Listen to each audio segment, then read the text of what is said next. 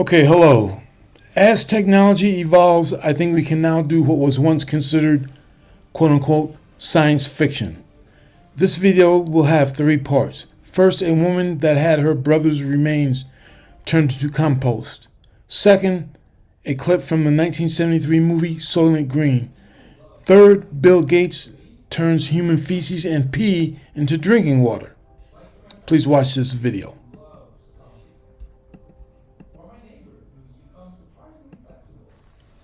It's the end-of-life decision all of us will eventually face, whether to choose burial or cremation. Now, Ben Tracy tells us about another intriguing option. In the garden of her home in Bellingham, Washington, Marie Eaton is always able to find something she lost. When I come out to garden, he's there. And every time I'm under one of the maples, I think, oh yeah, Wayne, you're here. Her brother, Wayne Dodge, was also an avid gardener with a fondness for Japanese maple trees. But in 2021, he fell down the stairs and became a quadriplegic. A few months later, the 71-year-old doctor got pneumonia. As a physician, he knew what that meant. You know, they call pneumonia the old man's friend, and he chose that way to leave. And we were devastated to lose him, but understood that choice. You were very close. Very close to him. Instead of being buried or cremated, Wayne had chosen a relatively new alternative: natural organic reduction, more simply known as human composting. It's a natural process that transforms the body into soil.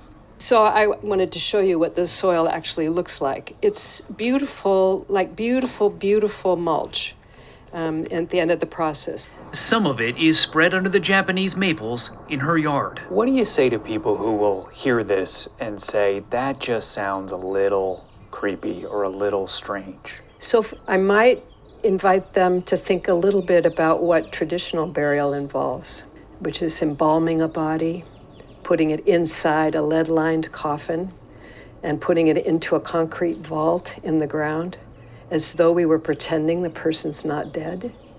That, to me, is much more creepy than this process of naturally becoming part of the soil again. For her brother, that process happened here at Recompose in Seattle, the first human composting facility in the country. This is the gathering space. Katrina Spade is the founder and CEO. She showed us the space where families can hold a memorial service as their loved one is covered with organic plant material such as straw and wood chips. We typically have the person's body laid here, and at the end of the ceremony, we pass the person's body through the threshold vessel. On the other side is this array of 8-foot-long stainless steel containers in which more natural material is added to aid in decomposition. How long will this take for each individual body? Well, everybody's different, but about 30 to 40 days inside the vessel. And we're creating this perfect environment to facilitate that transformation into soil.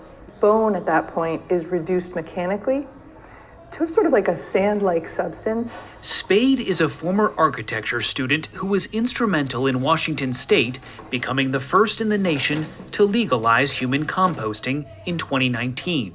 5 other states followed, and there are now a handful of companies offering this service. Human composting is considered an environmentally friendly choice, a way to minimize death's carbon footprint. Today, most Americans choose to be cremated or buried, which involves burning fossil fuels and toxic chemicals. Do you find that the environmental footprint of this is part of what's driving some folks' decisions? Yes. So if you've lived your whole life thinking about that and trying to make a difference environmentally, it makes sense too to think about your environmental impact after you die. But the New York State Catholic Conference opposes the practice, saying it is more appropriate for vegetable trimmings and eggshells than for human bodies. I know that this is an incredibly respectful process, and for so many people, it's more than that, it's deeply meaningful. It is like giving your body back to nature. Yeah, we truly get to be nature eventually. Simple natural burials were standard until the Civil War, when soldiers were embalmed so their bodies could be returned to their families. Abraham Lincoln's funeral made the process popular, and luxurious caskets became the new standard. Human composting is one of the few innovations in death care in more than a century. About 300 people have used Recompose's services so far, which cost about $7,000. The soil created, which fills the bed of a pickup truck, can be taken by the family or donated to forest conservation efforts. Wayne is all over Seattle, planted under many, many Japanese maple trees. Marie Eaton's brother's soil was given to family and friends to sustain the trees he so loved. She finds comfort in knowing that his death continues to create new life. Every time I come outside here and see the maples, I'm reminded of this wonderful, wonderful man. Okay, now I think the human composting option allows survivors to remember their loved ones in many, many, many ways for a very long time. And the deceased is truly returned back to the earth. It is, in fact, on a practical side, it's environmentally friendly, and it's, in a manner of speaking, you're recycling the human body. On to the next video. They're making our food out of people. Next thing they'll be breeding us like cattle for food. You gotta tell them. You gotta tell them. Promise, Tiger. I promise. I'll tell the exchange. You tell everybody. Listen to me, Hatcher. You gotta tell them. Soylent Green is people. We've gotta stop them somehow.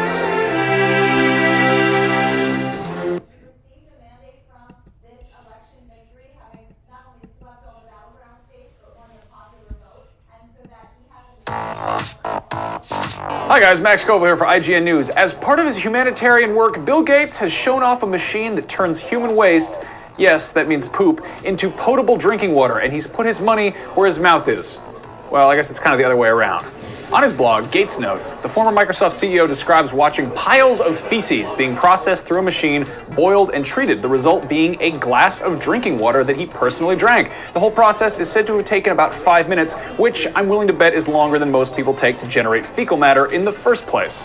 This new device is called the Omni Processor, a Gates Foundation technology that is set to begin a pilot program soon in Dakar, Senegal. It uses a steam engine to fuel itself, with clean water, pathogen-free ash, and extra electricity being its only byproduct. The processor also has a system of sensors that will allow its creators to help control it from afar during the pilot program. Gates said, "Our goal is to make the processors cheap enough that entrepreneurs in low and middle income countries will want to invest in them and then start a profitable waste treatment business. The processor wouldn't keep human waste out of the drinking water, it would turn waste into a commodity with real value in the marketplace. It's the ultimate example of that old expression, one man's trash is another man's treasure." A lack of clean drinking water kills hundreds of thousands of people every year all over the world, so if this machine works, that's probably Nobel Prize worthy. And if it doesn't, well, you just watched a video about how Bill Gates drank doo-doo water. For more weird, totally mature tech news, stay tuned right here on IGN. Okay, well, we have seen video of how human bodies are composted to feed plant life. Human crap and pee, and how human crap and pee are recycled into drinking water. It seems that Soylent Green type food is not too far away. By the way, I wonder how many times did the water that Bill Gates drank fail the taste test. Thank you for watching.